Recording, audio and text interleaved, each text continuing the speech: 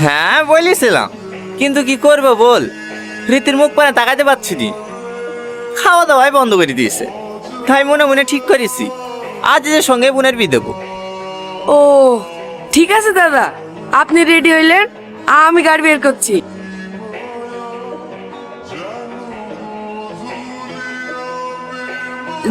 দাদা, আপনি সত্যি সত্যি মেনে নিয়েছেন?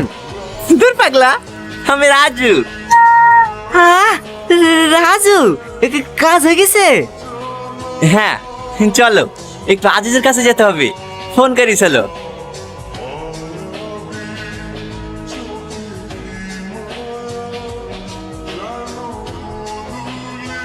এ আজিজ, একে তোদের বাড়িতে রাখবি? হ্যাঁ, এটা সব থেকে সেফটি জায়গা, অন্য কোথাও রাখলে জানাজানি হয়ে যেতে পারে। হ্যাঁ ঠিকই আছে। হ্যাঁ, তোর বাড়িতে থাকলে দেখাশোনা করার সুবিধা হবে। আমি এখানে থাকবো নাকি? আমি আর রাজু রীতিতে বাড়ি থাকবো। তোরা রীতিতে বাড়ি থাকবি তো ইয়ার কাছে কে থাকবে? হাত পা বাঁধা আছে, একা একা বাথরুম যেতে পারবে নাকি? তুই আছিস যে, তুই তো দেখাশোনা করবি। আমি? হ্যাঁ। না না, আমি বাড়ির কাছে থাকতে পারবো না। আরে বাক বাধা আছে, অত টেনশন নিস নি। লে ধর, যা যা লাগবে সব লেসি দিয়েছি।